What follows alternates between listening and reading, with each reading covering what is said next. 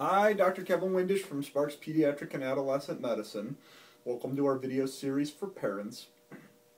Today, most of my videos we try to address specific medical diseases, but today what we actually want to address is something that's been in the news, and that's the meningitis outbreak that you're hearing about, the fungal meningitis outbreak. I'm going to talk a little bit about what's going on to kind of demystify this for parents. Because I had a parent just yesterday tell me, gee, I hear meningitis is on the rise right now. Gee, what's going on? Well, meningitis really isn't on the rise. Meningitis has always been around. So let me first preface this by saying, please remember, these videos are not intended to replace visits to your physician. If you have questions, we're happy to see you here in our office, area code 775-359-7111. These videos don't replace visits to your doctor. We'll get you in the same day, but we can't really help you over the internet or over the telephone. So what's going on? Well, there was a contaminated steroid that's used to be injected, and we use it for a lot of things, including pain control for chronic pain. So people with bad lower backs, bad back pain. It's also injected into joints sometimes if you have arthritis or a single swollen hot joint from gout or something like that.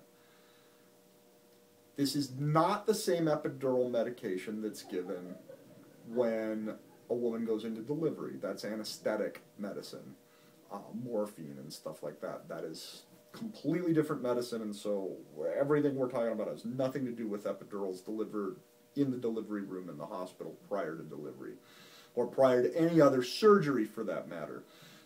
This is more stuff in a spine doctor's office, or a physiatrist's office, or a rehab clinic, or a pain clinic.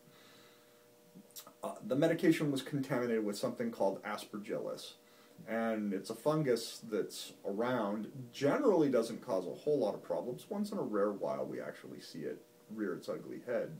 But it found its way into the medicine, and then has been injected into some places that are supposed to be sterile.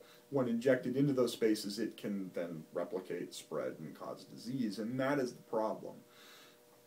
What is meningitis? Well, meningitis is infection of the lining surrounding the brain. Anything can affect the lining surrounding the brain. That includes bacteria, fungus, virus. Okay? And specific to bacteria, fungus, and virus, most viruses pass without a problem. Perfect example is influenza. Anybody who's ever had that splitting headache with the flu, they had viral meningitis. Most people live to tell about it just fine. Rarely with viral meningitis, you can go on to have seizures or other bad events, but most people do okay. Emphasis on most. I can't make any promises here in this world, and there are a handful of people every year who die from viral meningitis, but it's pretty doggone rare. Bacterial meningitis is a completely different ballgame. Always a bad actor. The patients always get really sick. Any of a number of bacteria can do this. If your immune system is compromised, the list gets even bigger. So AIDS patients, the list is even bigger. Chemotherapy patients, bone marrow transplant patients. The list of things that can do it is huge. Okay, most common in normal, healthy patients. In newborn infants is something called group B strep. As the kids get to be a little bit older, about 2 months of age. Back in the day, it was something called Haemophilus. We prevent Haemophilus now by vaccinating patients. Now we see strep pneumo, but we prevent a lot of strep pneumo with vaccination as well. And then as the kids get older, meningococcal meningitis. But again, that's also prevented by vaccination. That leads us with fungal. Fungal is very rare unless you're immune compromised. We see a lot of weird fungal meningitis in AIDS patients, but not a lot the rest of the time. The exception with this case is because we're taking the medicine and injecting it directly in the spine. If it's contaminated, you see where that can cause some problems. If you did not receive an epidural or a joint injection with steroid, you do not need to worry about this. This is not communicable from one person to another. It will not spread. You can stay with the patient. You can stay in the room to the patient. It won't spread from person to person. You don't spread it from sharing food. You don't spread it from sharing air. okay, only from this contaminated medicine. The lots have been recalled. There should be no new exposures.